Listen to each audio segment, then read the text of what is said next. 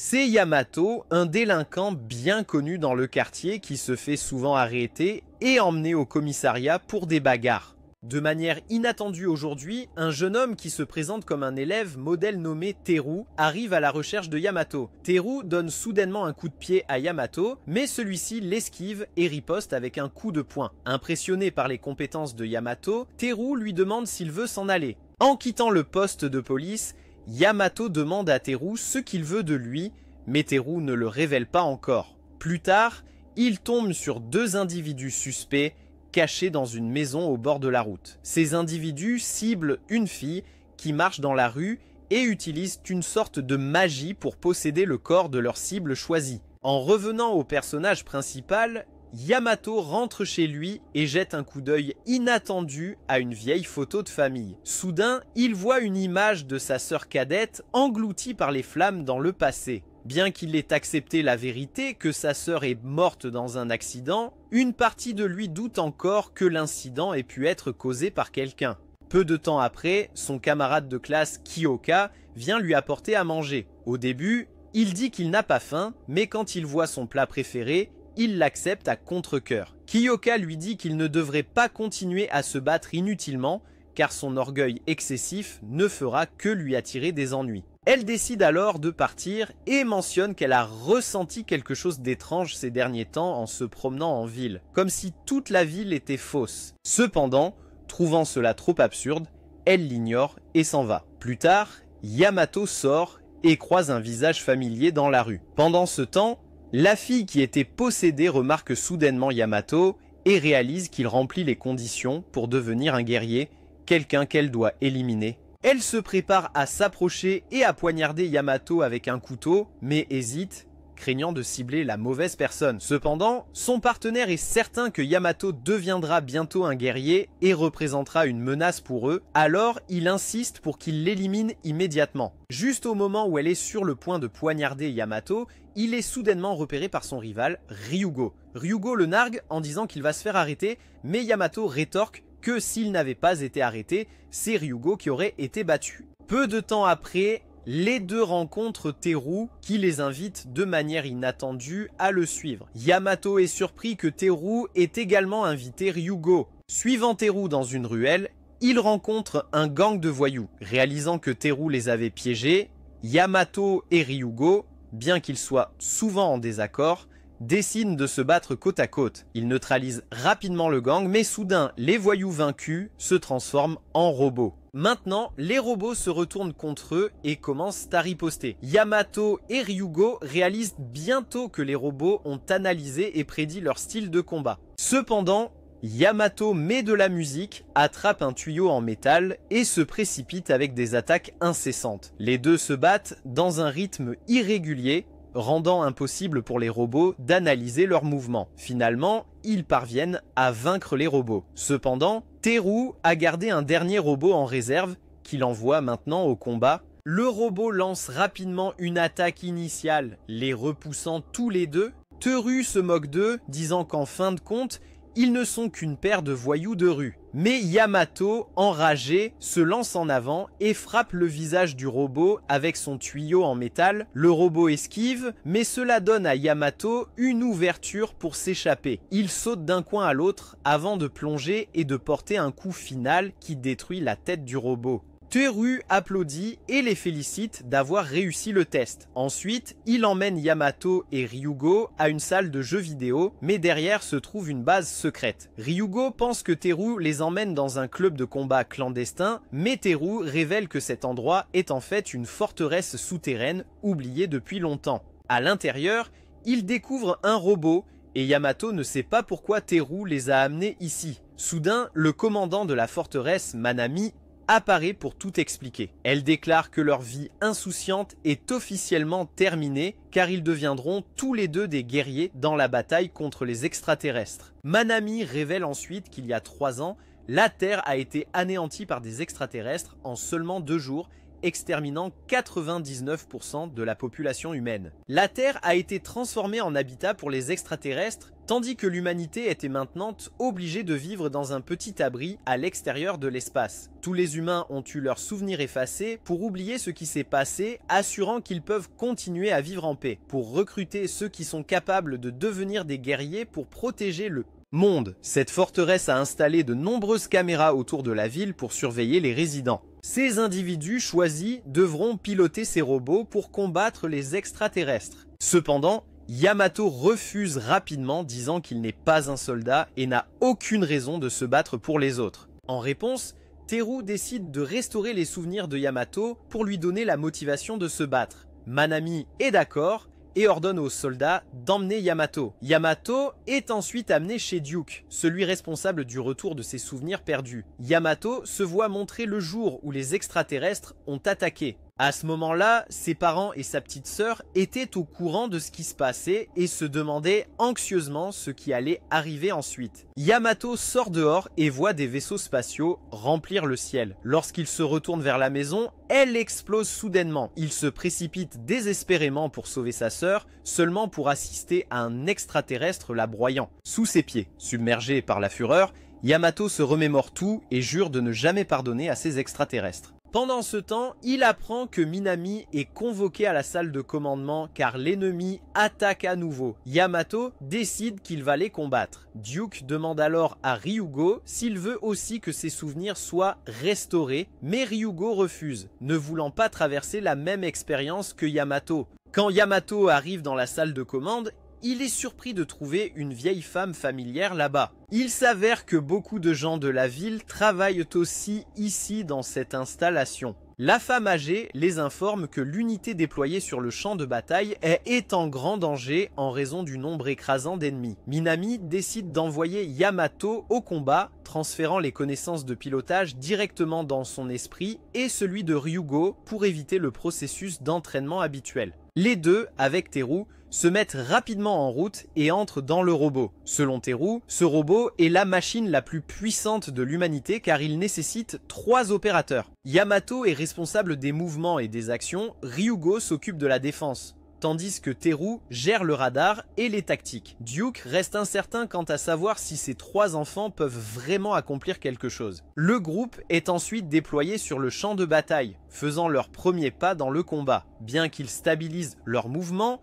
ils réalisent rapidement qu'ils sont trop lents à pied et n'atteindront pas la ligne de front à temps. Minami propose de diviser le robot en 3 unités distinctes pour le transport. Yamato est surpris d'apprendre que le robot a cette capacité. Teru explique que le robot peut se diviser en 3 parties, permettant à chacun d'eux de piloter individuellement. Une fois séparés, ils seront transportés plus rapidement vers le champ de bataille. Pendant ce temps, sur le champ de bataille, les soldats commencent à tomber un par un. Le dernier groupe restant est acculé par des milliers de forces ennemies puissantes. Leur capitaine essaie d'encourager ces hommes, leur disant de tenir bon et s'ils survivent, il les invitera à un festin. Il sort ensuite son arme et se lance dans les rangs ennemis. Bien que leur résistance soit louable, le nombre d'ennemis est accablant. Le capitaine est abattu et le reste de l'équipe est progressivement éliminé. Juste à ce moment-là, les 3 personnages principaux arrivent à temps pour fournir un renfort. Ils s'élèvent haut dans les airs,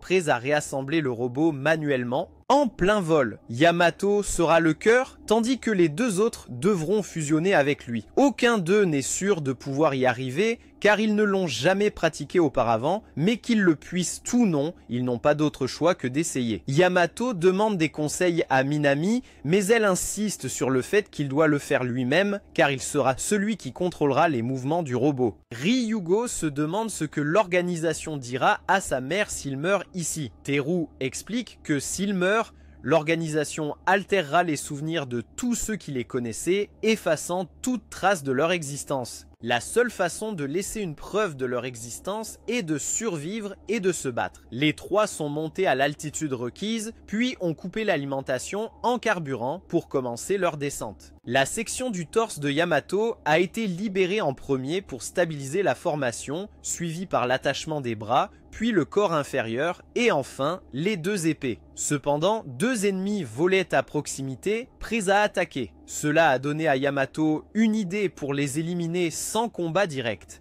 Il a demandé à Teru de préparer les propulseurs. Ensuite, il a attendu que les deux ennemis soient sur le point d'ouvrir le feu avant de faire signe à Teru d'activer les propulseurs, leur permettant ainsi d'éviter les tirs et de tromper les ennemis pour qu'ils se tirent dessus. Cependant, il n'avait plus de carburant pour les propulseurs, rendant un atterrissage en toute sécurité impossible. Toute la base craignait que l'équipe de Yamato ne s'écrase directement au sol. Mais à la surprise générale, Yamato a réussi à poser le robot sur ses pieds sans aucun dommage. Il a ensuite informé le capitaine de battre en retraite et de le laisser gérer les ennemis restants. Le capitaine avait du mal à croire qu'un seul robot pouvait abattre autant d'ennemis et a choisi de rester et de continuer à se battre. Cependant, Minami avait confiance dans l'équipe de Yamato et comptait entièrement sur eux. La base a envoyé une autre arme pour le robot de Yamato. Il a rapidement piloté le robot en avant pour l'attraper et l'arme livrée s'est avérée être un pistolet. Les ennemis ont tiré sur Yamato tous en même temps, mais il a rapidement sauté pour éviter leurs attaques. Il a commencé à riposter, mais à mesure qu'il prenait confiance,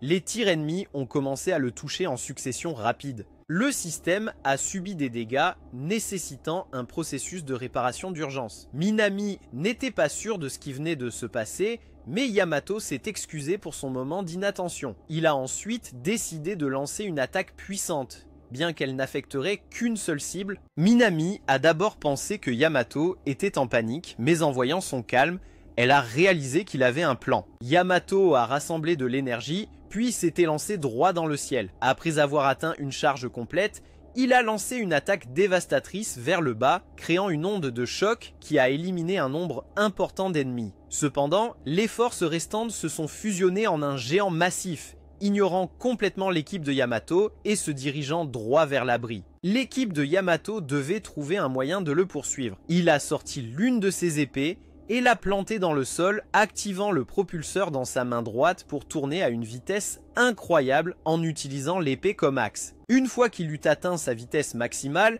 il inclina l'épée, se propulsant en avant comme un missile pour percer le géant. Cependant, Teru a averti que pour le vaincre, il devait frapper son cœur. Yamato a alors activé la technique spéciale de l'épée et a chargé en avant, libérant une entaille en forme de X qui transperça directement le cœur du géant. Tout le monde s'est réjoui de leur victoire et Manami croyait qu'après cette bataille, l'ennemi commencerait à les prendre au sérieux, que l'humanité n'accepterait pas simplement l'extinction.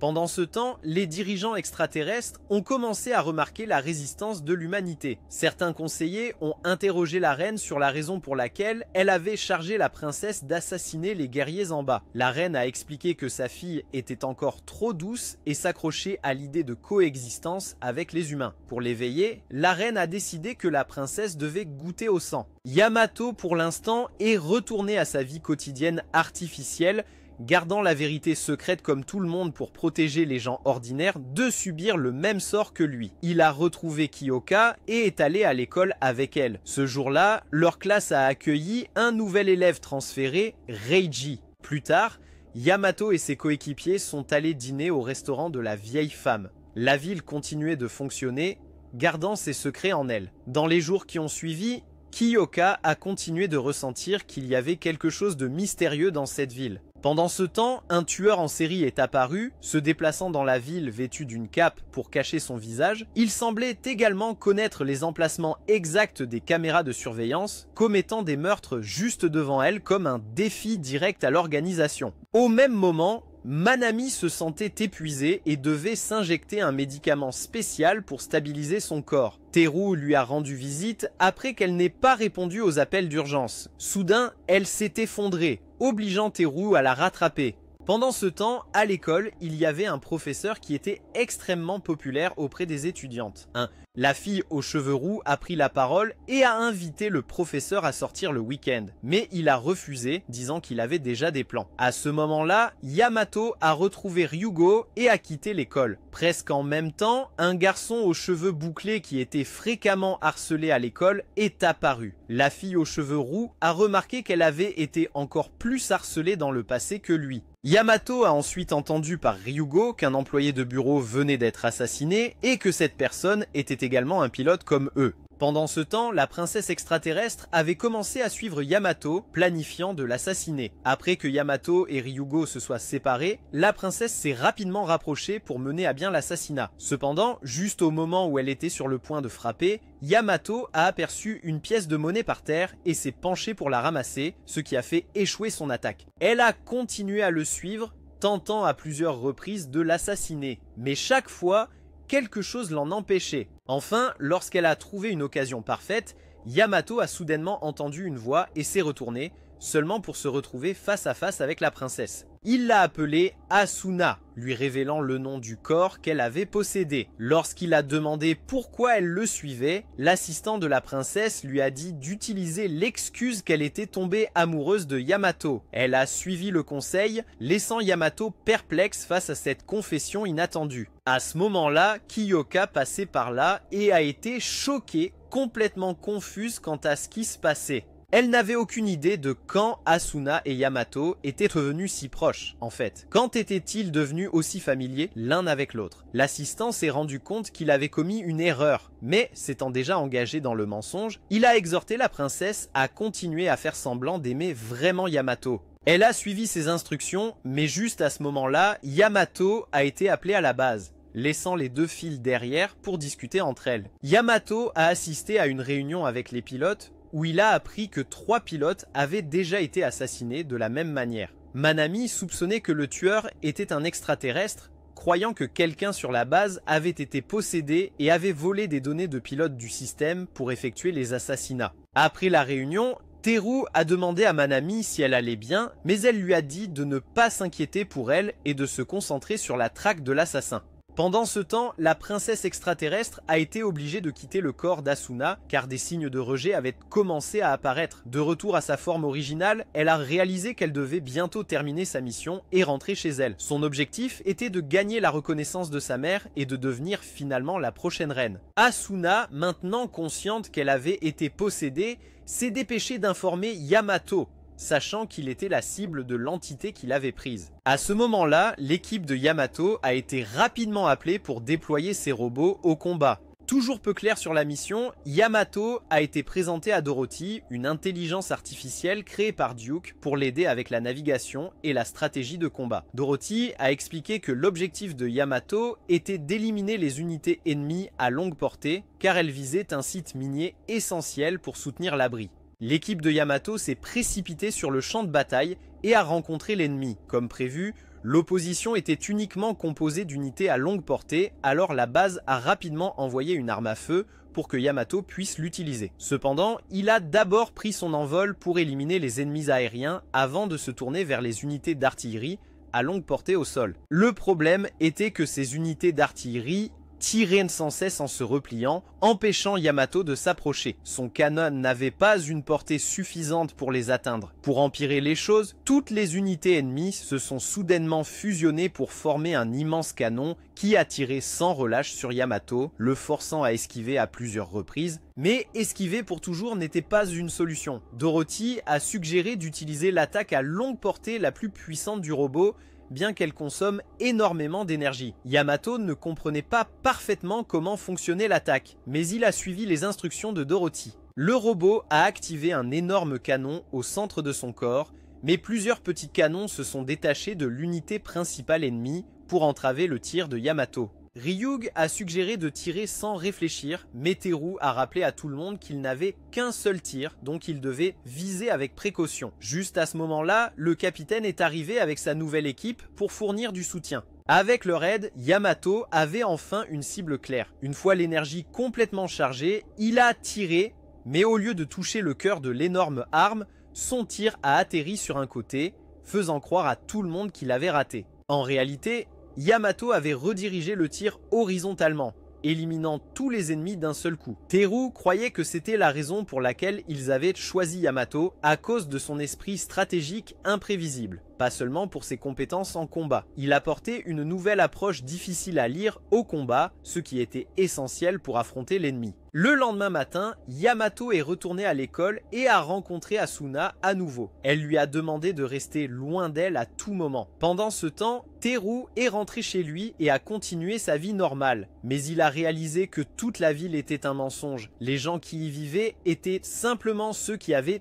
perdu leur famille, réunis pour créer de nouvelles familles. En même temps, la princesse extraterrestre a de nouveau possédé le corps d'Asuna pour suivre Yamato. Yamato l'a confrontée, demandant ce qu'elle voulait puisqu'elle lui avait dit de rester éloignée. La princesse a réalisé qu'Asuna avait averti Yamato, alors elle a décidé de saisir l'opportunité et de le tuer sur le champ. Cependant, elle a trébuché et laissé tomber son couteau, la forçant à fuir. Kyoka, qui avait regardé toute la rencontre, était maintenant sûre qu'Asuna avait des sentiments pour Yamato et elle a réalisé qu'elle devait faire quelque chose à ce sujet. Le couteau de la princesse a été retrouvé plus tard par le professeur de Yamato. Yamato a ensuite rencontré Reiji, un nouvel élève qui venait récemment d'être transféré dans sa classe. Reiji poursuivait un chat qu'il avait adopté, ce qui l'a conduit à un centre de recherche où son père travaillait.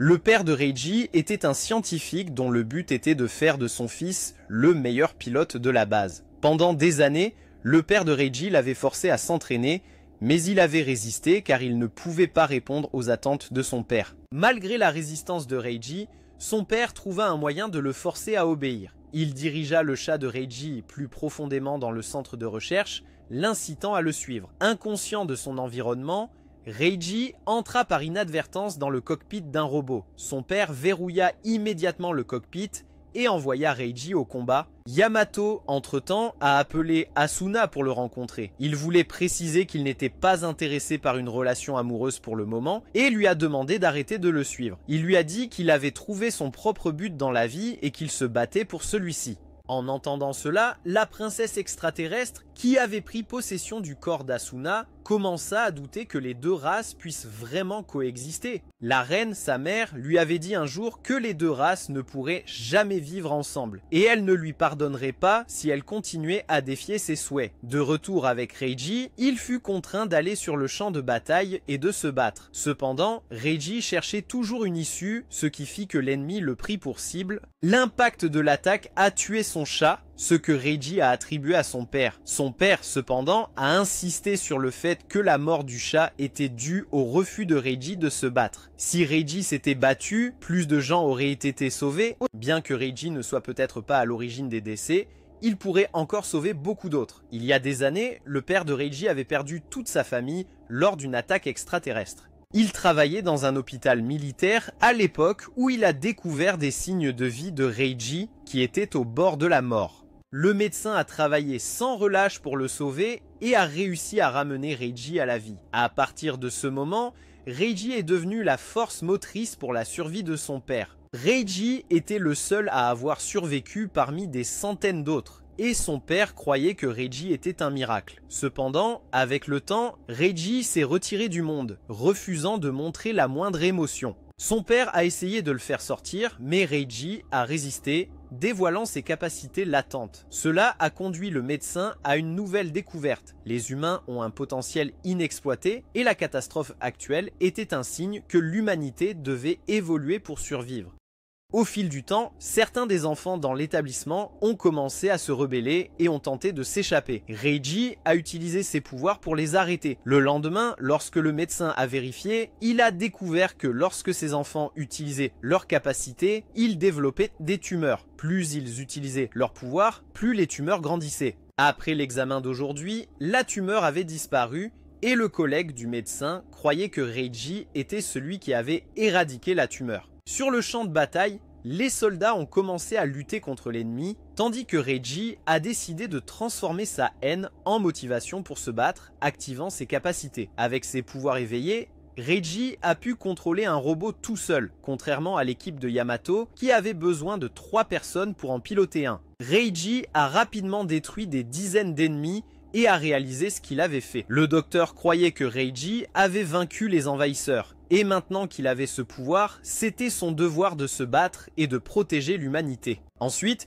le docteur s'est rendu à la base pour rencontrer Manami, lui demandant d'accepter Reiji et ses recherches sur le sujet en question. Minami de l'organisation a soutenu que faire des expériences sur des humains était inhumain, mais le médecin a rétorqué qu'elle avait alimenté la haine de Yamato pour le faire combattre. Cependant, le président de l'organisation a accepté la recherche du médecin et lui a permis de rejoindre l'organisation. Pendant ce temps, Ryuji avait adopté un autre chat à protéger, croyant que ce nouveau chat le rendrait plus fort. En même temps, Yamato a été appelé par son professeur, mais la princesse est intervenue pour parler en son nom, lui permettant de partir. Elle savait que le professeur était aussi un extraterrestre comme elle, et a révélé que Yamato était sa cible. Cependant, le professeur, qui détestait être interrompu, était sur le point de s'engager avec la princesse, mais son garde du corps est intervenu et a résolu la situation. Yamato a ensuite rencontré à nouveau le garçon aux cheveux bouclés qui était harcelé. Certaines personnes ont eu pitié de lui et sont venues à son secours. Le groupe de Yamato est passé et a décidé d'aider avec Yamato et Ryugo chassant les intimidateurs et attrapant l'un des coupables restants. Ryugo a reconnu le visage de ce tyran qui avait refusé de céder sa place à une vieille dame dans le bus tandis qu'il était sur son téléphone. Ryugo voulait lui donner une leçon, mais le tyran a appelé des renforts, alors Ryugo a décidé de trouver leur chef et de tous leur donner une leçon. Cependant, Teru avait déjà géré la situation. Lorsqu'ils sont arrivés à la planque, ils ont découvert que le chef des intimidateurs était Jun, la fille aux cheveux rouges de la classe de Yamato. Elle semblait gentille à l'école, mais était en réalité une personne rusée qui attirait les autres. Elle a envoyé ses sous-fifres attaquer, mais Yamato et Ryugo les ont rapidement maîtrisés. Ryugo, voulant régler un compte personnel avec Jun, est allé après elle, mais il n'arrêtait pas de se sentir gêné en combattant une fille et a fini par être frappé au visage. Ryuji est soudainement apparu, ce qui a fait arrêter Jun de se battre. Elle a décidé d'expliquer tout. Elle a révélé qu'elle avait été harcelée dans le passé parce qu'elle était trop mignonne. Mais les harceleurs l'ont aidée à participer à un concours de beauté qu'elle a remporté. Elle est devenue célèbre et les intimidateurs sont devenus ses gardes du corps, la protégeant de ceux qui la harcelaient auparavant. La raison pour laquelle ils couraient dans la ville était qu'elle leur avait demandé d'enquêter sur les événements étranges dans la ville. Elle soupçonnait également que les 4 garçons lui cachaient quelque chose parce que, de temps en temps, les 3 d'entre eux, à l'exclusion de Ryuji, disparaissaient sans explication. Ryuji les couvrait en disant que les 3 garçons s'étaient éclipsés pour regarder des films pour adultes. Alors les autres ont décidé de faire semblant de rien et de laisser tomber. À ce moment-là, une annonce a été diffusée et les 4 garçons ont trouvé des excuses pour partir. Ils se sont tous dirigés vers la base où ils devaient monter dans 2 robots pour entrer en combat. Cette fois, l'instructrice de Yamato était une autre femme. Après l'atterrissage, le centre de commandement a envoyé 2 robots de transport pour emmener le groupe à leur destination. Désormais, ils n'avaient pas besoin de se rassembler en plein air, ce qui leur faisait gagner du temps. Leur mission était de détruire les ennemis qui tentaient à saboter les lignes d'approvisionnement de l'humanité. Ryuji a décidé de rester en arrière et de fournir un soutien, car son arme avait une portée plus longue que celle de Yamato. Yamato a foncé devant et Ryuji s'est bientôt retrouvé entouré de plus petits ennemis. Après que Yamato ait affronté les ennemis armés, il s'est rendu compte que Ryuji avait été entouré par des ennemis capables de se faire exploser. Yamato a activé le canon pour sauver Ryuji, mais le vaisseau mère ennemi a lâché plus d'ennemis et ils devaient concentrer leur feu sur le vaisseau mère pour gagner. Cependant, ils n'avaient pas la puissance de feu pour le détruire. Le centre de commandement a alors envoyé un bazooka à Yamato pour l'utiliser. Yamato a volé pour attraper l'arme et l'a visé sur le vaisseau mère. Juste au moment où des insectes arrivaient pour interrompre, Ryuji a utilisé ses capacités pour dégager la zone autour de Yamato, lui permettant de tirer. Yamato a réussi à abattre le vaisseau mère, mais à ce moment-là, les débris et les insectes se sont à nouveau fusionnés. Yamato a demandé à l'IA si elle avait des suggestions pour l'aider, et elle a proposé un nouveau geste, le coup de pied météore. Cependant, Yamato ne pouvait pas simplement se précipiter pour donner un coup de pied car l'ennemi avait une couche de blindage extérieur. Il a chargé en avant mais a frappé vers le sol, puis a changé de direction et a frappé droit de bas en haut vers l'insecte. Tout le monde a été surpris par les idées de Yamato et il semblait qu'ils allaient devoir s'habituer à ces méthodes peu conventionnelles. Peu de temps après, Minami et Duke se demandaient pourquoi l'ennemi connaissait exactement leur position critique. Il était clair qu'il y avait une taupe dans leur organisation. Minami a décidé de déplacer la ville parce que l'ennemi était sur le point de découvrir son emplacement. Pendant ce temps, l'amie aux cheveux verts de Jun a rencontré le garçon aux cheveux bouclés. Elle lui a conseillé de parler avec le professeur, mais il n'aimait pas cette idée. Un rat de bibliothèque s'est approché du garçon aux cheveux bouclés et a proposé de réparer son bras robotique. Minami a ensuite présenté son plan à toute l'armée. Elle avait l'intention de déplacer la ville vers un lieu sacré qui abritait potentiellement un très grand cuirassé qu'il pourrait utiliser. Cependant, le navire avait été divisé en 12 morceaux, chaque pièce étant située à un endroit où la ville pourrait sauter en une seule relocalisation. Elle soupçonnait que quelqu'un avait planifié cela à l'avance pour permettre à l'humanité de riposter. La seule personne capable d'un tel plan pourrait être son ancêtre, le commandant Blond. Sa famille devait avoir prévu cela et disposer des ressources nécessaires pour construire un tel vaisseau de guerre. Minami a décidé de faire confiance à cette théorie et de mettre en œuvre le plan.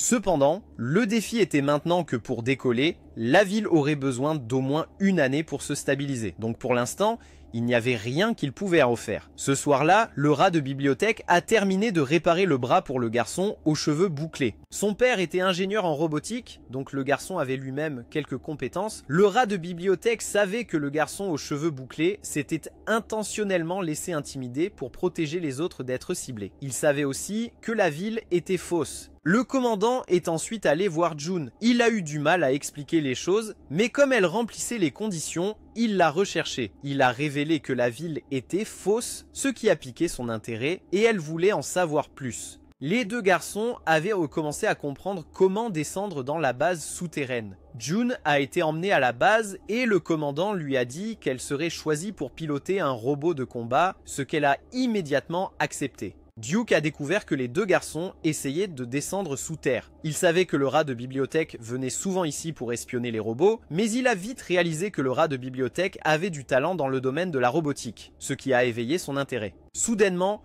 une alarme a retenti, signalant une attaque, et le rat de bibliothèque a vu le groupe de Yamato sortir. Yamato, qui s'ennuyait parce qu'il était sur le point d'aller dormir, a dû partir au combat à la place. Ils ont remarqué que Reiji n'était pas présent, mais il avait été capturé par l'assassin qui avait tué le pilote précédent. L'assassin voulait comprendre l'évolution humaine pour s'adapter et survivre sur Terre. Dans la bataille, il était clair que l'ennemi était plus coriace que d'habitude. Le centre de commandement a décidé d'envoyer à Yamato une grande épée qui a été lâchée du ciel pour qu'il mène la charge. Yamato a balayé les monstres, mais ils se sont regroupés et ce nouveau monstre semblait plus fort qu'avant. Yamato a essayé d'utiliser l'épée, mais ce n'était pas suffisant pour percer l'armure. Il a décidé de charger le coup le plus puissant de l'épée, mais pendant le processus de charge, il devait esquiver continuellement les attaques du monstre. Il l'a chargé à 100%, mais ce n'était toujours pas suffisant, alors il a décidé de continuer à le charger, même s'il y avait un risque que le cœur énergétique explose.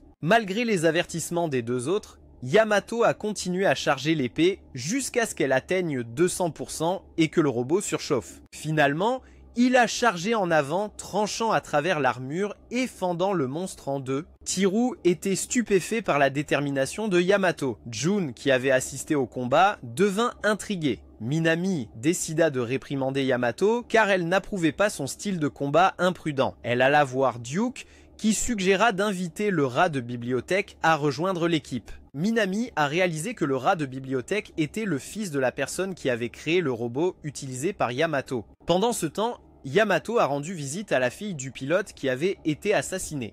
Comme les deux familles étaient recomposées, Yamato voulait lui parler, mais elle l'a pris pour de la pitié et est partie. Sur le chemin du retour, l'assassin a suivi Yamato, mais la princesse est intervenue pour le protéger. Yamato l'a remarqué et est revenu pour vérifier. L'assassin détestait la famille royale tout comme elle, car ils avaient exploité des soldats ordinaires comme lui. Il s'est alors transformé en une forme appelée Fang et a complètement submergé la princesse. Yamato devait revenir pour la sauver, mais l'assassin se souvenait qu'il avait aussi des affaires avec Yamato et l'a ciblé à la place. La princesse ne voulait pas que Yamato meure.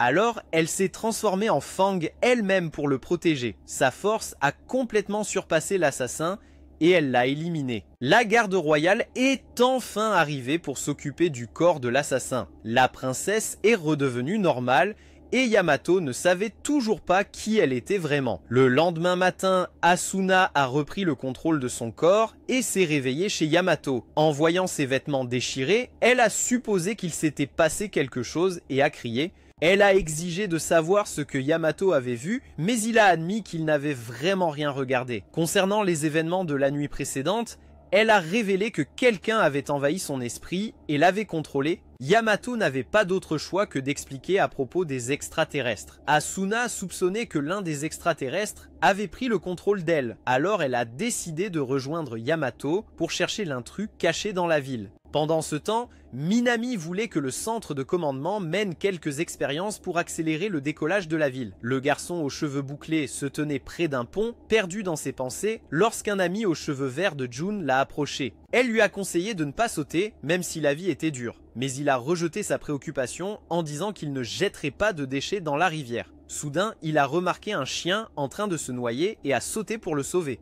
La fille pensait qu'il perdait son temps puisque les chiens savent nager, mais celui-ci était blessé et ne pouvait pas rester à la surface. À cette époque, Yamato et Asuna ont continué à chercher les deux extraterrestres qu'il avait contrôlés. Elle se souvenait vaguement de leur emplacement depuis qu'elle était possédée et avait le sentiment qu'ils voulaient tous les deux tuer Yamato, mais hésitaient, rendant nécessaire de les rencontrer en personne. Ils sont arrivés dans un hôtel délabré, avec Kiyoka les suivant en secret, croyant à tort que la relation entre Yamato et Asuna avait déjà atteint ce stade. Lorsqu'ils ont demandé, le réceptionniste a refusé de divulguer des informations sur les clients, ce qui a fait soupçonner Asuna que les deux étaient déjà partis. Depuis que ses sens s'étaient considérablement aiguisés après avoir été contrôlés, elle était certaine qu'ils étaient partis. Cependant, elle avait une piste selon laquelle cela impliquait leur professeur principal. Yamato avait autre chose à faire, alors ils ont prévu leur enquête pour le soir. Entre-temps, le rat de bibliothèque avait aidé Duke à améliorer les robots, ce qui a conduit Minami à l'inviter officiellement à y travailler. Il était ravi de l'opportunité. Dans le même temps, le garçon aux cheveux bouclés a été emmené dans un dojo par l'ami aux cheveux verts de Jun pour apprendre l'autodéfense. Elle l'a attaqué sans relâche, mais grâce à sa mémoire robotique,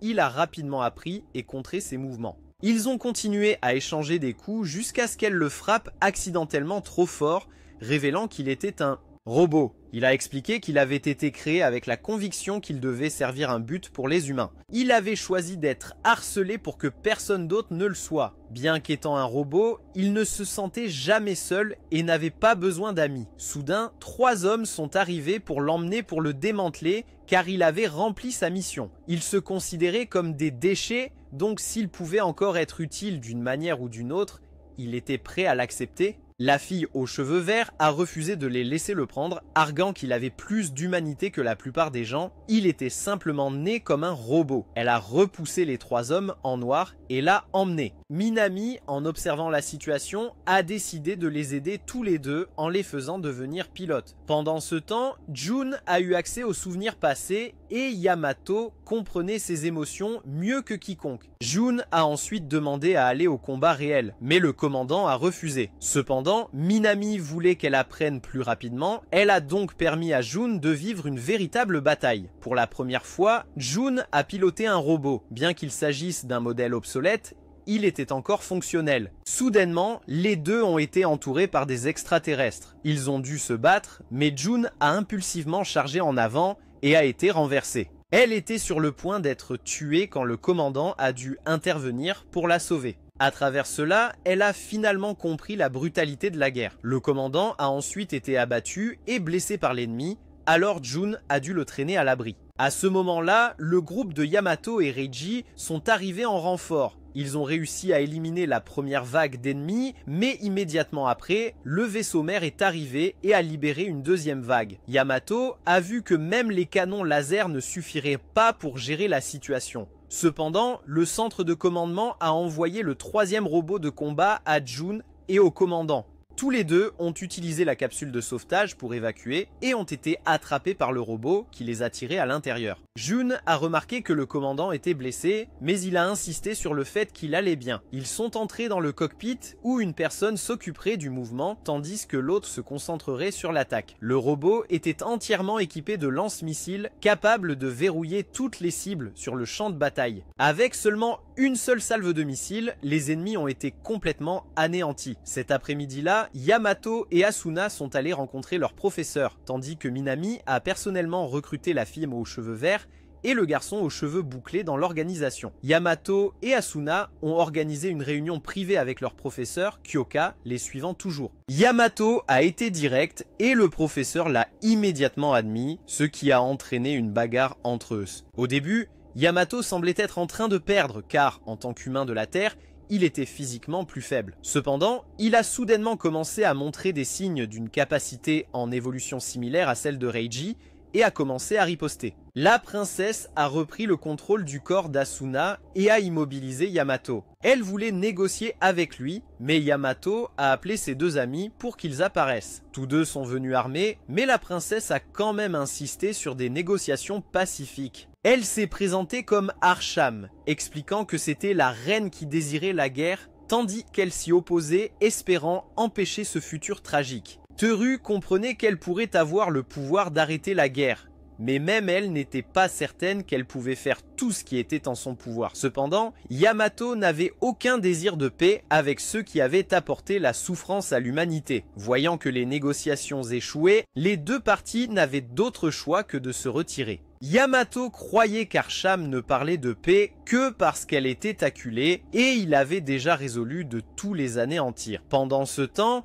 Kyoka, qui écoutait aux portes mais ne pouvait rien entendre, a supposé à tort que Yamato et le professeur se disputaient à propos d'Asuna. Le lendemain matin, Yamato ne s'est pas présenté en cours non plus. Jun et son amie aux cheveux verts, Momo, savaient toutes les deux que l'autre était pilote. Alors elles ont délibérément trouvé une excuse pour se disputer. Pendant ce temps, Yamato était plongé dans ses pensées au sujet des paroles d'Arsham, mais trouvait toujours l'idée de paix absurde. Kyoka est allé le voir, se posant encore des questions sur la nature de sa relation avec Asuna. En même temps, la garde royale croyait que la paix était impossible car les humains étaient trop têtus. Cependant, Arsham conservait toujours l'espoir d'un avenir paisible, ce qui lui fit remarquer qu'elle lui rappelait sa mère. Bien que leurs idéologies soient différentes, leur détermination et leur volonté d'atteindre leurs objectifs étaient les mêmes. Pour cette raison, il a juré de suivre la princesse jusqu'au bout du monde. Il pouvait accepter sa position, mais la reine ne le ferait pas. Ainsi, Arsham a décidé de renverser sa mère. En attendant, l'un des serviteurs de la reine a été envoyé pour récupérer Arsham, mais la reine a plutôt ordonné la destruction de la ville humaine, peu importe si Arsham s'y trouvait, comme punition pour sa défiance. Le serviteur royal se sentait coupable parce qu'il avait été le mentor d'Arsham depuis l'enfance. Il s'appelait Greif, et par le passé, Arsham l'avait toujours réprimandé pour avoir fait passer les ordres de la reine avant les siens. Pourtant, malgré cela, Greif et la garde royale restèrent ses serviteurs les plus loyaux, prêts à sacrifier leur vie pour elle. Un autre des serviteurs de la reine, sachant que Greif hésiterait, prit la responsabilité sur lui. Il déploya leur machine de guerre la plus puissante, convaincu que l'humanité n'aurait aucune chance. Pendant ce temps, Adato expliqua à Kyoka qu'il avait suivi Asuna uniquement parce qu'elle lui avait dit qu'elle était poursuivis, ils s'étaient ensuite entraînés ensemble pour l'autodéfense. Cette histoire absurde a d'une manière ou d'une autre convaincu Kyoka. Cette nuit-là, Arsham et sa garde royale sont arrivés au restaurant tenu par la tante Potelé car Arsham ressentait une envie inexplicable d'être là.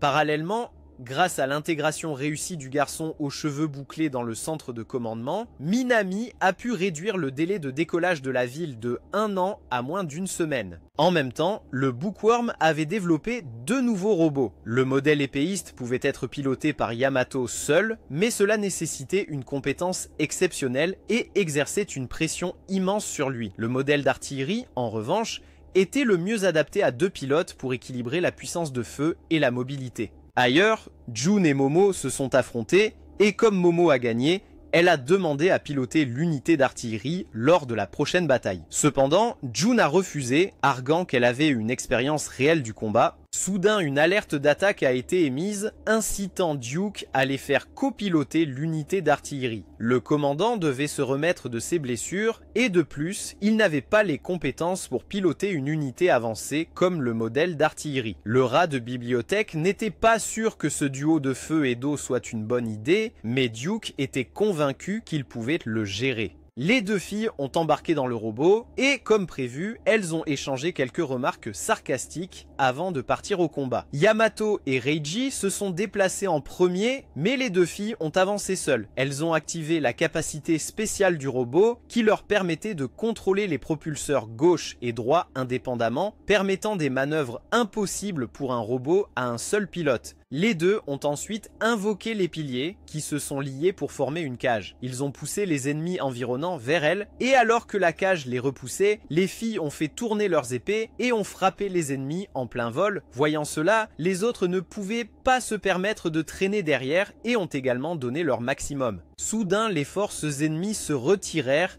et l'arme secrète de la reine fut déployée. Elle était nettement plus grande que n'importe quel ennemi précédent. Les 2 filles appelèrent des lance-missiles et tirèrent tout ce qu'elles avaient, mais elle resta indemne. Yamato a suivi avec un canon de laser, mais cela n'a eu aucun effet non plus. Le centre de commandement était à court de solutions pour le contrer. Minami a soudainement ressenti un autre épisode de maladie et un mal de tête épouvantable. Le commandant l'a exhortée à se reposer, mais elle a insisté sur le fait qu'elle pouvait endurer. Pendant ce temps, les 3 robots à l'extérieur essayaient désespérément de riposter, mais leurs efforts étaient presque vains. Le monstre a tiré un rayon d'énergie sur le groupe de Yamato, et tout le monde savait qu'un coup direct serait fatal. Tout en esquivant ses attaques, il s'est verrouillé sur Reiji, forçant les 2 filles à bloquer le tir avec leur bouclier. Lorsqu'elles l'ont chargé, la créature les a balayés avec sa queue. Elle a piétiné, générant un champ magnétique pour les piéger à l'intérieur, puis sa queue s'est transformée en lame, se combinant avec le laser de sa bouche pour une attaque dévastatrice. Le robot épéiste a à peine esquivé le laser, le frôlant légèrement. À ce moment-là, Ryugo se souvint soudain de quelques souvenirs de sa mère. Pendant ce temps, Archem réussit à contacter Yamato. Elle avait un moyen de l'aider à vaincre la créature. Yamato était sceptique, mais Archem choisit de croire en lui, disant qu'elle avait appris à le comprendre un peu. Par ailleurs, comme il l'avait sauvé auparavant, c'était à lui de décider s'il lui faisait confiance ou non. Yamato était prête à écouter et elle a expliqué que la créature était sans pilote, contrôlée par 3 noyaux électroniques. Si même un seul restait intact, il pourrait régénérer les 2 autres. Il a relayé cette information à l'équipe, leur informant qu'ils devaient attaquer les 3 cœurs simultanément. Cependant, c'était presque impossible. Ils devaient frapper à la seconde exacte, pas une fraction trop tôt ou trop tard, et d'innombrables facteurs pouvaient perturber leur synchronisation. Le jeune homme aux cheveux bouclés, Kuta,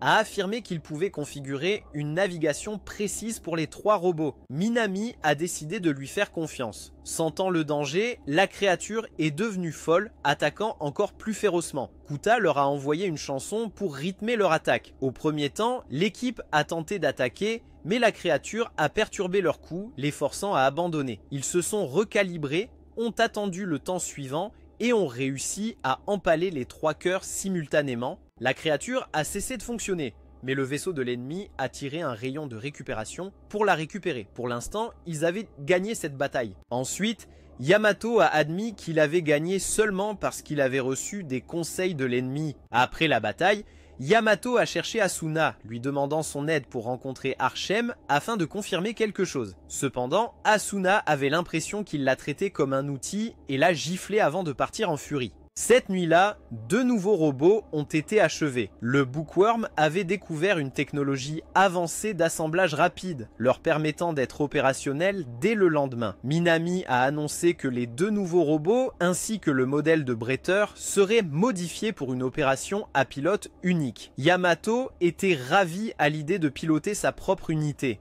Le rat de bibliothèque a ensuite demandé à Minami comment elle savait que la créature précédente avait un métal résistant à leurs attaques. Elle a répondu que c'était juste une intuition et une chance qui s'est avérée correcte. Pendant ce temps, Teru et Yamato ont remarqué que Ryugo agissait étrangement. Ryugo s'était souvenu de souvenirs passés et avait réalisé que sa mère actuelle n'était pas sa mère biologique. Il voulait lui dire adieu, mais en entrant, il a vu qu'elle avait déjà préparé un repas pour lui. Il avait peur que si il lui disait la vérité, elle le verrait différemment. Le traiterait-elle toujours de la même manière?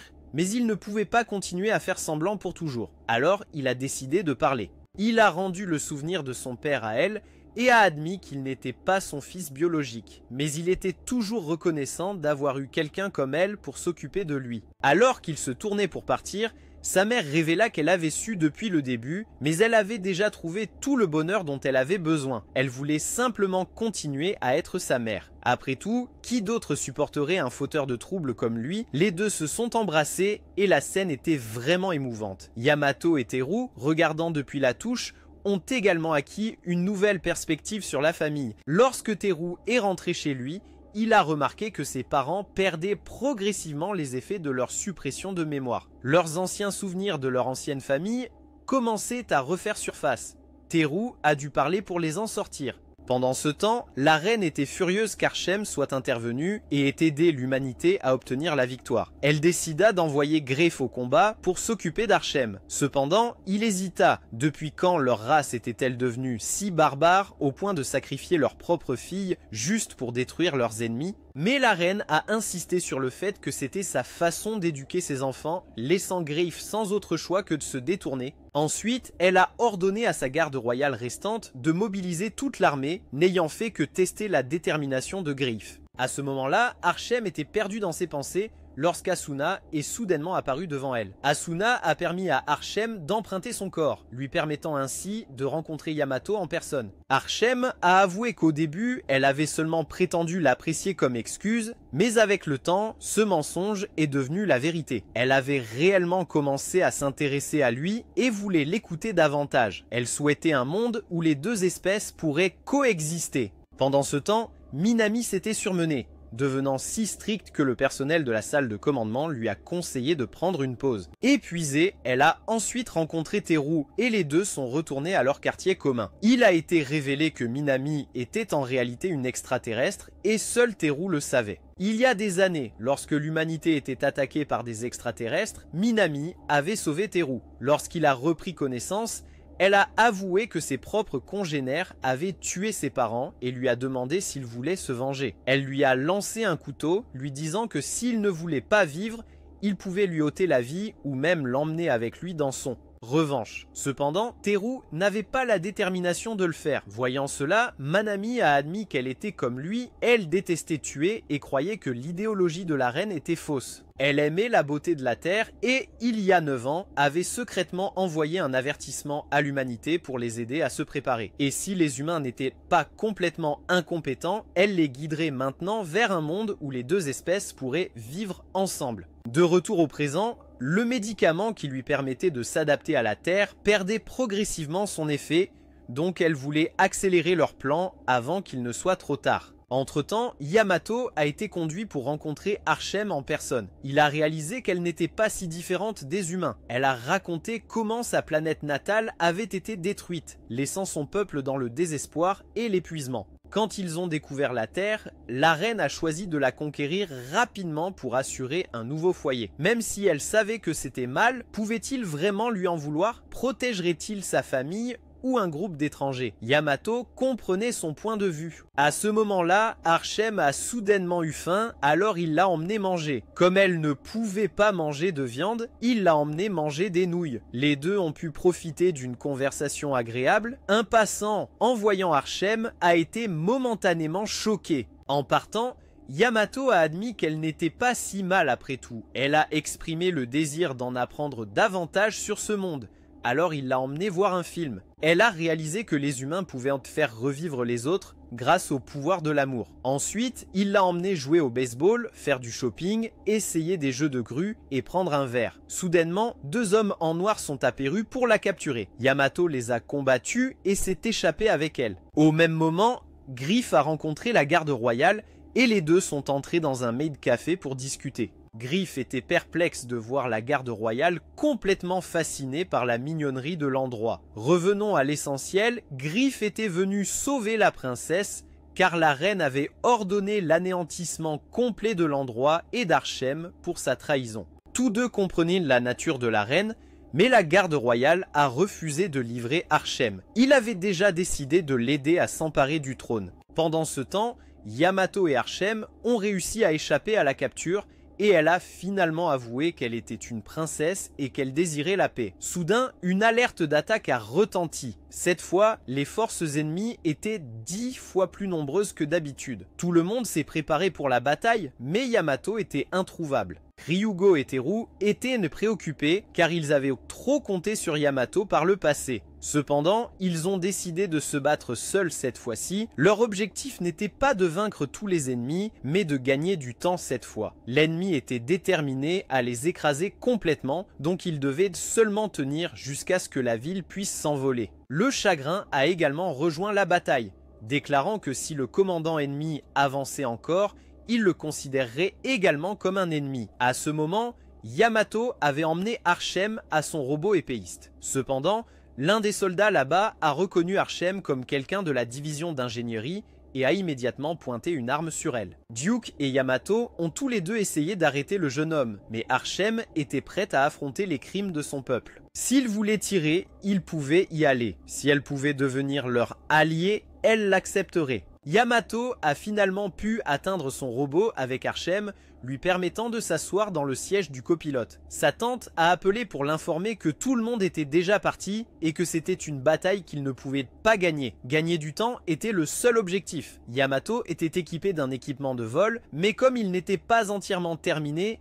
il ne pouvait voler que pendant un court instant avant de surchauffer. Pendant ce temps, Duke a également réussi à amener Kyoka sur les lieux car elle avait déjà été entraînée trop profondément dans cette situation. Elle a reçu un rôle dans la salle de commandement et a décidé de se battre aux côtés de Yamato. En même temps, Teru et Ryugo s'habituaient à leur nouveau robot. Ils étaient confiants que si le monstre de la dernière fois revenait, ils pourraient le vaincre. Le moment où ils ont fini de parler, il est effectivement apparu. Les deux ont coordonné leurs attaques, le faisant tomber avec des câbles. Teru a indiqué son nouveau point faible cette fois sur son dos. Ryugo l'a frappé, provoquant la fonte et l'explosion de toute la machinerie dans cette zone. Ailleurs, le commandant a observé que les forces ennemies se rassemblaient avec une unité spécifique agissant comme le centre névralgique. Après une analyse minutieuse, il a identifié la cible principale et a ordonné à toutes les troupes de tirer dessus. Reiji a chargé directement sur le champ de bataille pour abattre autant d'ennemis que possible. Yamato a ciblé l'avion ennemi avec Archem le guidant pour viser leur système de navigation monté sur les ailes afin de les désactiver. Il voulait d'abord tirer sur les moteurs pour les achever rapidement, mais Archem a insisté pour minimiser les pertes parmi son peuple. Après tout, leur véritable ennemi était la reine. Yamato a cédé et a suivi son conseil, coupant les ailes de l'avion pour les forcer progressivement à descendre de manière contrôlée au lieu de les détruire complètement. De retour dans la salle de commande, un maire âgé est entré et a soudainement sorti une arme, se révélant comme le traître. Il souffrait d'une maladie en phase terminale et avait secrètement collaboré avec les extraterrestres en échange de médicaments prolongeant la vie. Manami s'est précipité pour saisir son arme, mais sa compatibilité avec l'environnement terrestre a échoué à ce moment-là, ce qui l'a amené à prendre une balle. Duke a riposté, mais le maire avait un bouclier par balle. Kuder s'est précipité pour saisir le pistolet, mais a été touchée à la tête sans subir de blessure. Elle a été rapidement transportée pour des soins médicaux. Maintenant, la ville devait décoller dès que possible. Il ne pouvait pas laisser les efforts de Manami être vains. Déchet. Pendant ce temps, Greif est arrivé pour récupérer la princesse. Il a admis qu'il avait désobéi aux ordres, faisant réaliser à Archem que sa mère l'avait abandonné. Elle a choisi de se tenir avec les humains et de se battre. Sans hésiter, Yamato a engagé Greif dans la bataille. Greif a rapidement fait tomber la grande épée de Yamato de ses mains, le forçant à passer à des lames doubles. Il a ensuite créé un champ de force, piégeant Yamato à l'intérieur. La garde royale a été appelée et a officiellement confié la princesse à Yamato. Déterminé à ne pas laisser Archem partir, Yamato a activé son pouvoir d'évolution, similaire à celui de Ryuji, et a combattu encore plus intensément. Il a réussi à repousser Greif hors du champ de force, mais tous deux étaient maintenant en train de chuter vers la ville. Entre-temps, Minami a été emmenée au centre médical. Lorsque le médecin l'a examinée, ils ont découvert qu'elle était une extraterrestre. À ce moment-là, le véritable leader a émergé. Elle était encore adolescente et donc pas officiellement reconnue comme capitaine, mais elle possédait toutes les qualifications nécessaires et était en réalité la commandante légitime. Elle a immédiatement pris le contrôle de l'opération, donnant des ordres pour accélérer le décollage de la ville. La reine, réalisant la situation, a ordonné au commandant ennemi de lancer un missile pour tout terminer. Un missile massif a été tiré.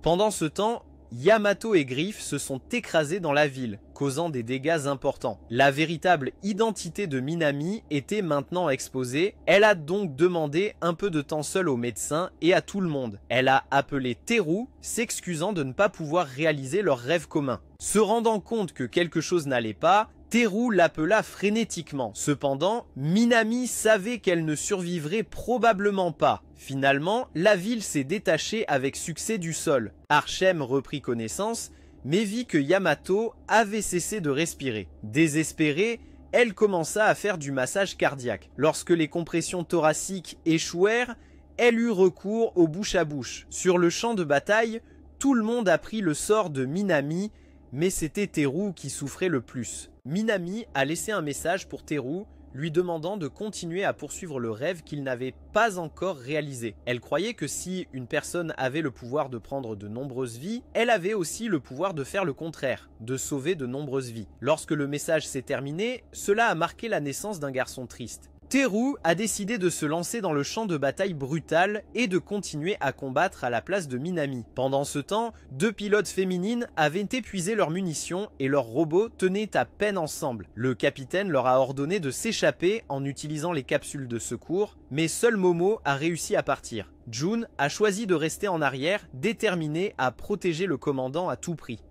Elle a reçu plusieurs coups de feu jusqu'à ce que son robot soit complètement englouti par les flammes. Ryuji et le commandant se sont précipités pour l'aider. Le commandant est même arrivé à son cockpit, mais Jun avait déjà subi des blessures mortelles. Elle n'a pu que laisser ses derniers mots avant de mourir. Ryuji ne pouvait plus rester calme. Il a décidé d'utiliser toute sa puissance pour se venger, refusant de pardonner à ceux qui avaient pris la vie de Jun. Il a chargé droit dans les rangs ennemis une fois de plus. Pendant ce temps, Teru était équipé de propulseurs pour se battre dans les airs. Ryujio paniquait, incapable de voir des alliés. Le rat de bibliothèque lui a conseillé d'utiliser une partie mince du sol devant comme piège. Quand le rat de bibliothèque a enlevé ses lunettes, il était en fait assez beau. À ce moment-là, Yamato reprit conscience et se dirigea à l'extérieur avec Archem, seulement pour être attaqué par Greif. Ce dernier poursuivit sans relâche Yamato. Yamato tenta de se défendre avec une barre métallique, mais elle se brisa en deux d'un seul coup.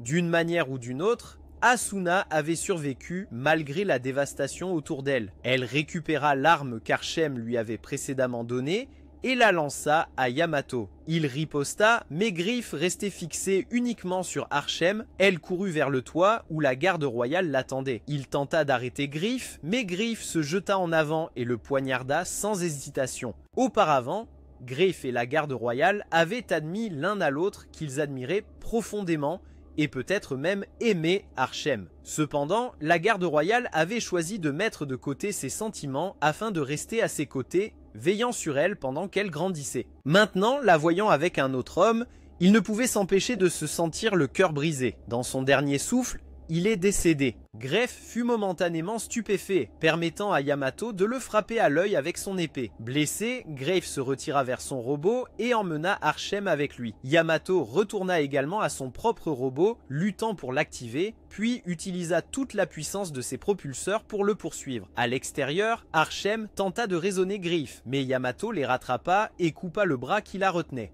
Tous deux dérivaient en apesanteur, s'accrochant désespérément à tout ce qu'il pouvait. Greif avançait, mais Teru attrapa Yamato, l'empêchant d'aller plus loin. Yamato a sorti une arme à feu, menaçant Teru, mais Teru lui a simplement dit de tirer. Minami était déjà mort, alors il ne s'en souciait plus. Ne pouvant rien faire, Yamato n'a eu d'autre choix que de battre en retraite. Leur priorité maintenant était de détruire le missile massif qui menaçait la ville. Le commandant suprême a mis le vaisseau en mode combat, dévoilant une salve de canons, y compris un canon principal massif. Elle a ordonné que l'énergie soit distribuée de manière à pouvoir tirer leurs armes tout en gardant le vaisseau en l'air. Une fois que la flotte ennemie était à portée, leurs armes ont commencé à se charger. L'attaque a anéanti la flotte ennemie, leur vaisseau amiral et toutes les forces au sol. Cependant, alors que la fumée se dissipait, le missile était toujours là, intact. Yamato a reçu la mission finale. Toute l'énergie disponible lui a été transférée, lui permettant de brandir la grande épée sacrée. L'épée s'est matérialisée de nulle part et Yamato l'a soulevée, avançant à toute allure. D'un seul coup puissant, il a fendu le missile en deux. L'opération a été un succès complet, mais à un prix élevé. Pendant ce temps, Archem est restée en sécurité sur le sol. Elle a rencontré un vieil homme qui était prêt à lui donner un coup de main. Après son retour, Yamato était hanté par des rêves récurrents d'Archem. Ses deux amis ont remarqué qu'il n'était pas lui-même et l'ont invité à sortir, mais il a refusé. Asuna comprenait ce qui se passait, Yamato se souciait vraiment d'Archem. Ailleurs, Jun avait miraculeusement survécu et était reconnaissante envers Reiji de l'avoir sauvé. Il s'est avéré que lorsque le commandant l'a récupéré, Reiji avait utilisé son pouvoir pour lui redonner la vie. S'il pouvait faire cela, alors pourquoi ne pas sauver Minami aussi? Le commandant suprême a ensuite révélé les dernières volontés de Minami au reste de l'équipage. Pour garder son secret caché du public, ils ont utilisé des techniques d'altération de la mémoire. Elle a été convoquée plus tard pour discuter de leur prochaine mission. Pendant ce temps, les scientifiques examinaient le corps de Minami. Ils ne comprenaient pas pourquoi les humains et les extraterrestres étaient presque identiques, à part les différences dans leur composition sanguine. Après avoir réexaminé le corps, le scientifique a été choqué par une découverte. Pendant ce temps, le Bookworm et le Duc ont réussi à reconstruire les robots pour les deux femmes pilotes. Ryugo, en revanche, ne savait pas ce qui n'allait pas avec Yamato. Teru a expliqué que Yamato était tombé amoureux d'un extraterrestre, tout comme Teru lui-même l'avait fait autrefois. Soudainement, une alerte ennemie a été lancée. Teru a dit à Ryugo de ne pas participer à cette bataille. En même temps, Griff, qui avait été emprisonné, a réussi à s'échapper. La reine a ordonné son exécution, mais il est allé à elle-même, la défiant de prendre sa tête personnellement si elle souhaitait vraiment le tuer. Pendant ce temps, Archem a rencontré Victor, le chef d'un gang souterrain autonome. Il avait déjà parlé avec des extraterrestres et compris qu'ils essayaient simplement de survivre, tout comme les humains, donc ils ne leur portaient aucune haine. Soudain, une créature terrestre mutante est sortie de sous terre. Victor a immédiatement ordonné à ses hommes de préparer un robot pour lui. Dès qu'il s'est transformé, Archem a été stupéfait. Il ressemblait presque identique au robot de Yamato. En même temps, puisque la bataille se déroulait dans les airs, seuls les robots de Yamato et Teru pouvaient participer. Cependant, Teru n'était pas encore arrivé, donc Reiji a décidé de piloter à sa place. Avec un grand nombre d'ennemis approchant, Reiji a formulé un plan. Yamato l'a compris immédiatement sans besoin d'explication et a agi en conséquence. Reiji a tiré une salve de missiles, créant un champ magnétique qui a immobilisé les ennemis, tandis que Yamato a foncé droit sur eux, écrasant tout sur son passage. Après avoir éliminé les petits ennemis, les ennemis restants se sont combinés pour former une entité plus grande.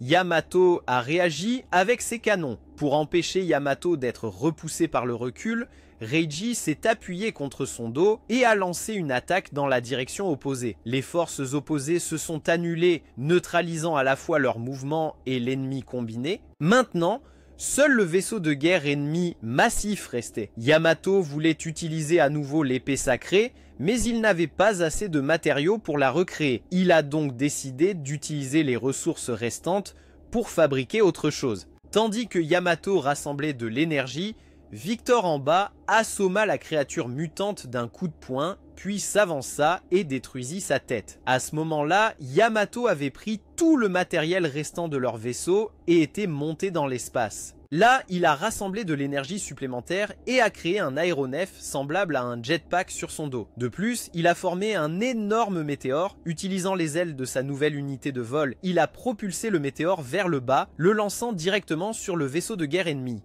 Tout le monde a été stupéfait non seulement par les capacités extraordinaires de Yamato, mais aussi par sa créativité à utiliser son intellect pour se battre. Pendant ce temps, Archem a demandé à Victor l'origine de sa machine. Il a simplement répondu qu'il avait volé le design à une organisation et utilisé une usine abandonnée pour la construire. Dans ce monde, de telles machines étaient essentielles pour la survie. De retour au palais, la reine se préparait à exécuter Griffe. Cependant, il a fait tendre une embuscade à ses hommes, lui coupant les 2 bras. Avec cela, il a déclaré un coup d'état et a pris le trône. Ailleurs, le scientifique a fait une découverte choquante, Minami était enceinte. Son enfant était un hybride entre un humain et un extraterrestre. Encore plus étonnant était le fait que le bébé était vivant. Teru était complètement bouleversé par la nouvelle, incertain de la façon d'y faire face. Greff avait réussi à usurper la position de la reine et à se déclarer le nouveau dirigeant. Il a confronté l'ancienne reine, lui disant qu'il ne la tuerait pas pour l'instant, il devait d'abord soumettre ceux qui s'opposaient à lui. Elle l'a averti qu'il ne pourrait pas contrôler leur race sans elle,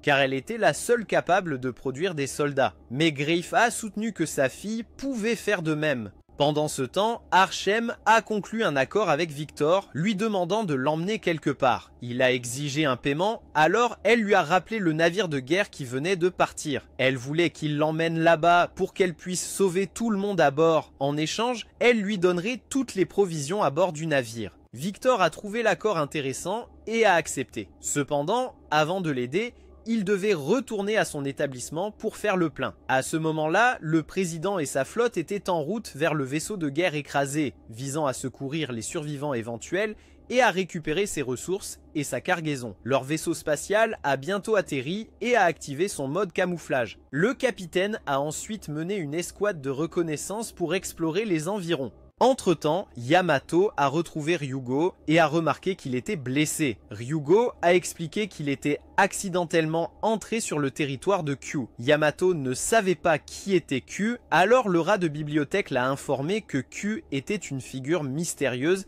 qui régnait sur l'école elle-même. Yamato voulait trouver cette personne, mais Ryugo ne voulait pas qu'il s'attire des ennuis. Cependant, Yamato a pensé qu'il devait y avoir une raison pour laquelle il était le seul à ne pas être au courant de l'existence de Q. Ignorant les avertissements de Ryugo, il a décidé de chercher ce Q et de le provoquer. Par ailleurs, Momo a retrouvé Jun. Jun envisageait de se couper les cheveux courts comme ses amis. Soudainement, Momo a été frappé par un souvenir du passé impliquant son père. En même temps, Archem avait été emmené dans la ville de Victor, Sulao, où vivaient 2000 personnes. Elle était perplexe sur la façon dont ils avaient réussi à survivre là-bas. Victor a expliqué que, qu'il l'aime ou non, il n'avait pas d'autre choix que de trouver un moyen de vivre. Archem a demandé si Victor éprouvait du ressentiment envers elle, car c'était son genre qui l'avait conduit, lui et ses gens, dans de telles circonstances désastreuses. Cependant, Victor a répondu que la haine ne servait à rien. Son seul objectif était de protéger ses gens et de les aider à survivre.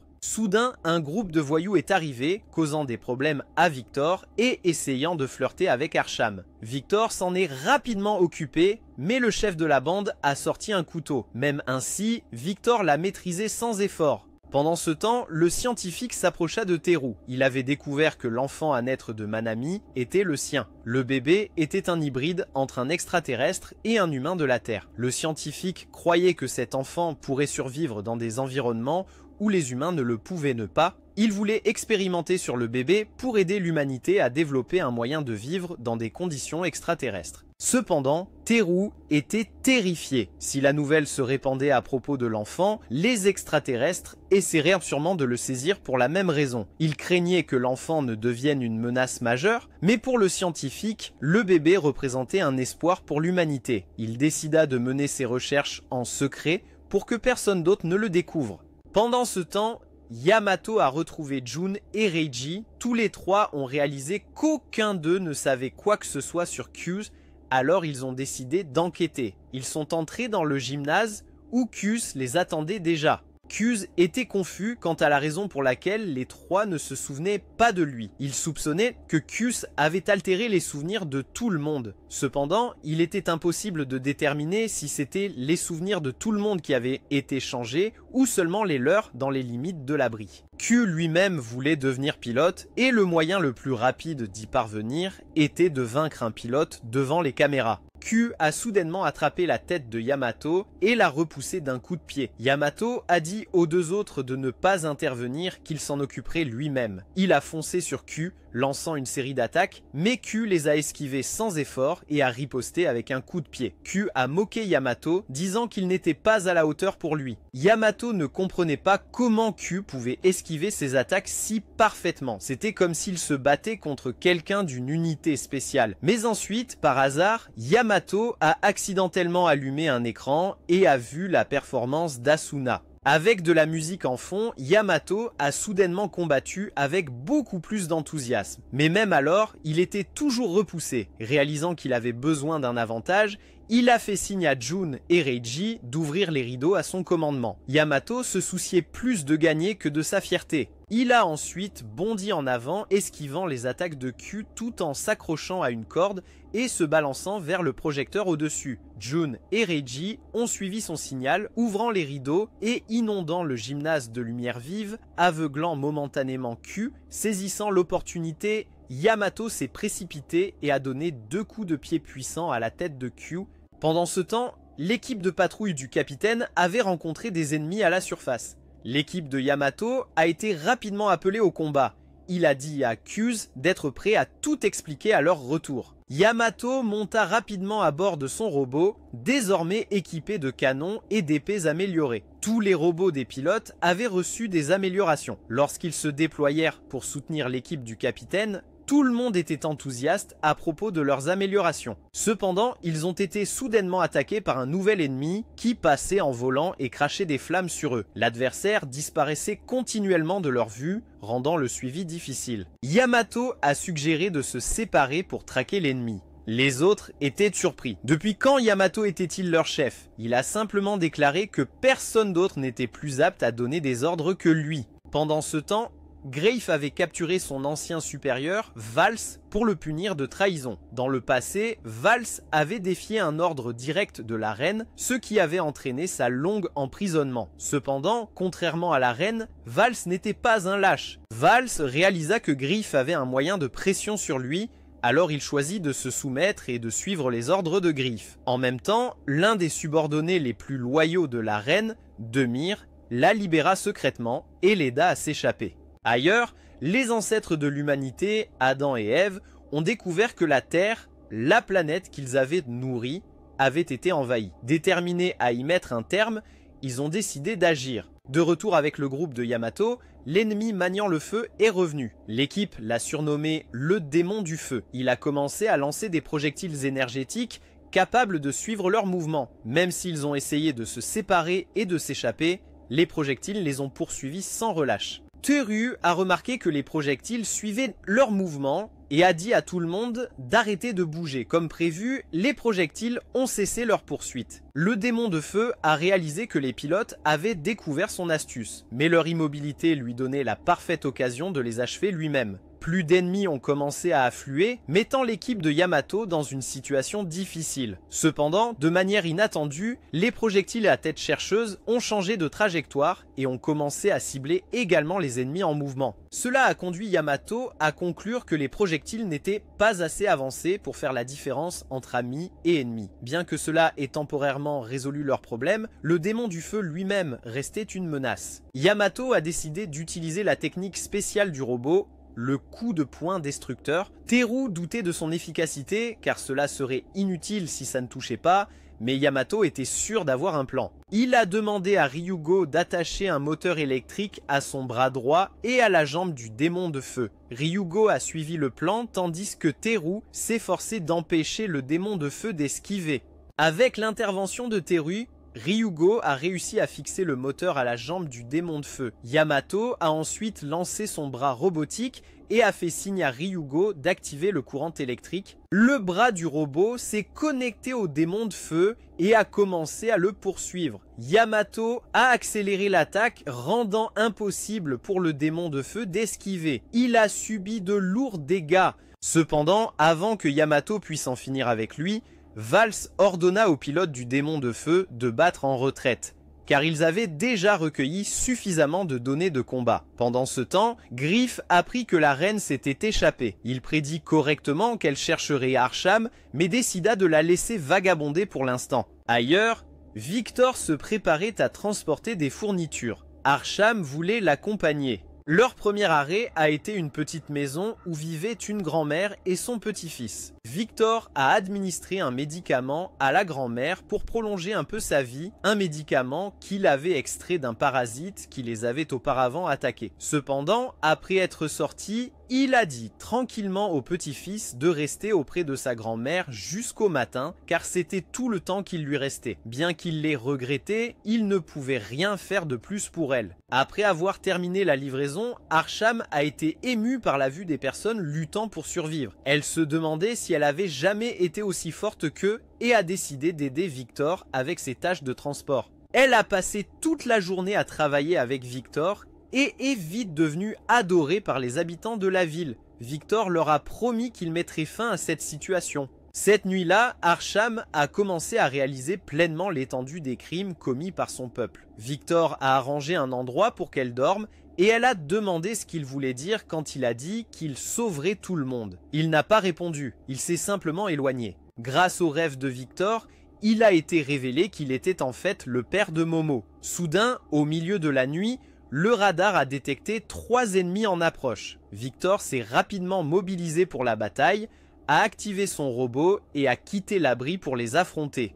Pendant ce temps, Kyui avait été capturé et emmené à la base où il a rencontré le président. Elle a révélé qu'elle savait que QS avait piraté le système de mémoire des citoyens et s'était fabriqué une fausse identité. En réalité, il était un immigrant illégal. Elle a refusé de tolérer les immigrants illégaux et a décidé de l'expulser. Cependant, QS a soutenu que le président pourrait l'utiliser car il possédait toutes les qualifications nécessaires pour devenir un pilote exceptionnel. De retour avec Victor, il luttait contre les forces ennemies car elles étaient beaucoup trop rapides. Peu de temps après, des renforts sont arrivés pour eux. Victor a ordonné à ses subordonnés de lui apporter son épée. Dès qu'il l'a eue, il a utilisé sa technique pour créer un tourbillon en courant en cercle, obscurcissant la vision de l'ennemi. Ensuite, il s'est élevé haut dans le ciel avant de plonger avec un coup de poing dévastateur, anéantissant une vaste zone tout comme Yamato l'avait fait auparavant. De retour avec le groupe de Yamato, QS a réussi le test de simulation de pilotage avec un score dépassant de loin tous les pilotes précédents. Cependant, le président lui a demandé de passer également une évaluation psychologique. Soudain, une alerte a signalé l'apparition de forces ennemies, ce qui a poussé au déploiement de tous les pilotes. Leur adversaire cette fois était un nouveau type d'ennemi qui semblait particulièrement puissant, donc les pilotes principaux ont été envoyés. Cependant, de manière inattendue, aucun des robots n'a pu être lancé. Quelqu'un avait piraté le système, les empêchant de se déployer, mais le robot de Yamato a réussi à se déplacer et a été envoyé au combat, même s'il était encore dans la salle de commande. À ce moment-là, QS a pris la parole. C'était lui qui avait piraté le système et forgé une carte d'identité pour prendre le contrôle du robot de Yamato. Il voulait prouver sa valeur dans un vrai combat plutôt que de passer par des tests ennuyeux. Dès qu'il est entré dans la bataille, QS a foncé sur l'ennemi et a exécuté des manœuvres que seul un pilote hautement qualifié pouvait réaliser. En un instant, il a éliminé 3 ennemis. Ensuite, il a dégainé son épée et a rapidement anéanti les ennemis restants. Yamato n'a rien trouvé d'impressionnant dans cette victoire, mais tout le monde a été étonné par la façon efficace dont QS a géré les ennemis en consommant remarquablement peu de carburant dans le processus. processus. Le rat de bibliothèque parmi eux ne pouvait pas croire que c'était la première fois que Kuzé pilotait un robot. Kuzé a démontré une compréhension exceptionnelle du robot de Yamato et a demandé à parler aux ingénieurs après avoir identifié quelques problèmes avec celui-ci. Cependant, The Bookworm était convaincu que le problème ne venait pas du robot, mais plutôt que la vitesse de traitement de Kuzé était tout simplement trop rapide pour que la machine suive. Pendant ce temps, Momo a commencé à se rappeler des souvenirs passés lorsqu'elle a attrapé Jun et elle s'est soudainement évanouie. Duke l'a emmenée pour lui restaurer la mémoire et elle a appris que son père luttait pour survivre dans le monde extérieur rude. Elle a exprimé son désir de le sauver. Cependant, Duke a expliqué que beaucoup au sein de l'organisation s'opposaient à cette idée car il manquait d'informations suffisantes sur les personnes à l'extérieur. Ce n'était pas simplement une question de décider d'aider. En même temps, Teru a rencontré un médecin et a appris que dans un mois, l'enfant serait prêt pour l'expérimentation. Teru a supplié un médecin d'abandonner l'enfant parce que son existence déclencherait la guerre. Le médecin a affirmé que l'enfant était le sien, mais Teru ne voulait pas que la vie qu'il avait créée avec Manami devienne le catalyseur du conflit. Dans les jours qui ont suivi, Yamato a remarqué que Kuzé devenait de plus en plus arrogant après avoir été officiellement reconnu comme pilote. Cependant, malgré son antipathie personnelle pour l'attitude de Kuz, il ne pouvait nier le talent qui était reconnu. Puis, de manière inattendue, Kuz a fait irruption dans la salle de commandement avec une arme et a déclaré qu'à partir de maintenant, il serait en charge. Personne n'a compris ce que Kuz essayait de faire, jusqu'à ce qu'il précise qu'il prenait le contrôle du navire. Mais Kuzé avait tout planifié avant de passer à l'action. Il a révélé qu'il avait planté des explosifs dans le système de filtration de l'air du navire et qu'avec juste une pression sur un bouton, il pouvait libérer de l'air toxique de l'extérieur, infectant tout le monde à bord. En réalité, Kuzé travaillait sous les ordres de Victor. Victor avait orchestré un plan pour que Kuzé infiltre le navire en tant que pilote et prenne le contrôle de la salle de commande. Cependant, leur but n'était pas le terrorisme, c'était de sauver les gens. Kuzé a exigé que le navire soit envoyé pour récupérer les gens de l'abri de Victor. Sans autres options, le président a été contraint de faire un compromis et a ordonné au navire de changer de cap. Victor avait auparavant appris à Kuz comment réécrire les souvenirs des citoyens, lui permettant ainsi d'infiltrer la ville. Cela était possible parce que Victor avait autrefois été l'un des architectes de l'abri. Pendant ce temps, Teru a appris la situation dans la salle de commandement et l'a signalé à Reiji. Les deux ont décidé d'utiliser un conduit de ventilation pour contourner les caméras de sécurité et se faufiler dans le centre de commandement. Étant donné comment Kuzé avait réussi à prendre le contrôle de la salle de commandement sans être détecté, ils ont conclu qu'il devait avoir eu de l'aide de l'intérieur. En même temps, Teru et Reiji se sont déguisés en membres du personnel du navire pour infiltrer la salle de commandement. Ailleurs, le Bookworm et le Duc étaient perplexes quant à la raison pour laquelle la salle de commandement ne leur avait pas répondu. Ils venaient de terminer un nouveau robot et devaient le présenter à l'équipe de commandement. De retour dans la salle de commandement, Teru s'est déplacé silencieusement derrière Kuzé. Un des alliés de Kuzé l'a remarqué et a tenté de le prévenir, mais elle a rapidement été maîtrisée par Ryugo et Yamato. Teru a essayé de se lever et d'affronter Kuzé, mais il a été attrapé par lui. Cependant, Kuzé a fait une erreur et a laissé une ouverture, permettant à Reiji d'utiliser un pistolet électrique pour le restreindre. Victor, à ce moment-là, a réalisé que le plan avait échoué, et Archem comprenait maintenant la stratégie de Victor. Elle croyait pouvoir l'aider avec ça. Le président, après avoir réfléchi, a décidé qu'ils iraient toujours secourir plus de 2000 civils de l'extérieur et les amener dans l'abri. S'il n'y avait pas assez de place pour eux, elle pourrait temporairement retirer certaines marchandises du stockage et les ramener plus tard. Elle a ensuite ordonné la libération de Kuzo et de son équipe avec une condition, les 2000 civils amenés à bord du navire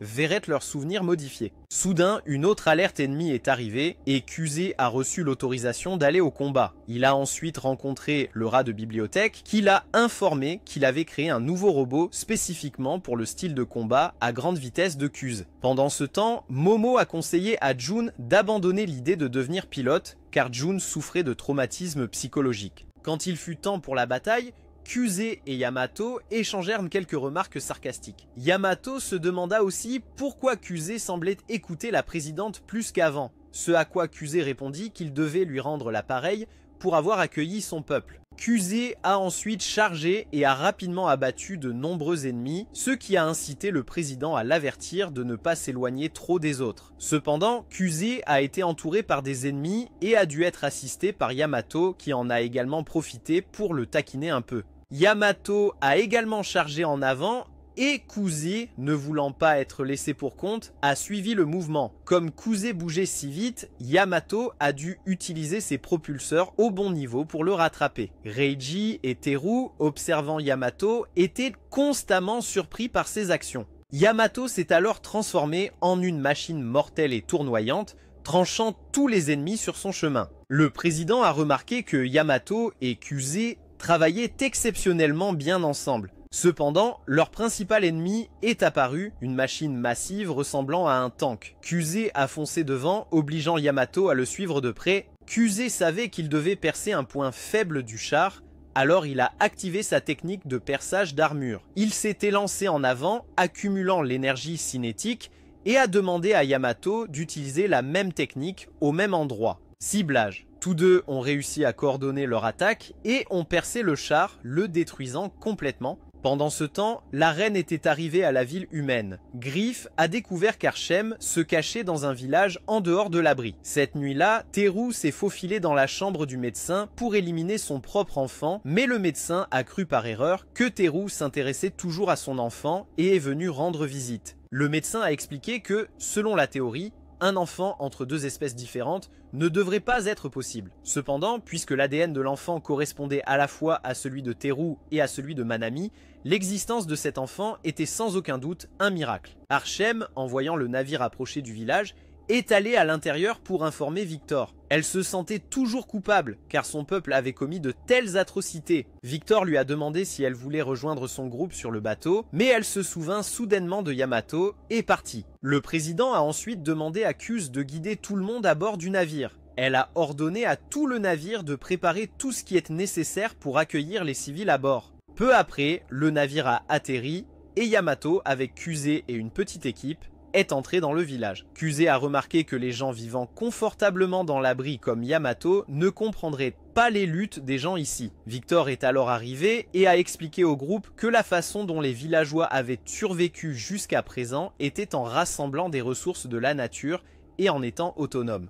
Pendant ce temps, Archem marchait à proximité, sans savoir que Yamato était également arrivé. Elle était en route pour s'occuper de deux personnes âgées dans un sous-sol. La grand-mère nourrissait une profonde haine contre les extraterrestres, les tenant responsables de l'état dans lequel sa petite-fille se trouvait. En entendant cela, Archem se sentit encore plus triste. Elle est sortie et a vu un porte-clés en forme de hérisson, ce qui lui a rappelé Yamato. Elle se demanda si Yamato était arrivé jusqu'ici. Plus tard, Victor a rencontré la reine et son assistante, Demir. Il s'est approché et a entamé une conversation déclarant qu'il n'avait aucune mauvaise intention envers tous les extraterrestres car il comprenait que la reine était également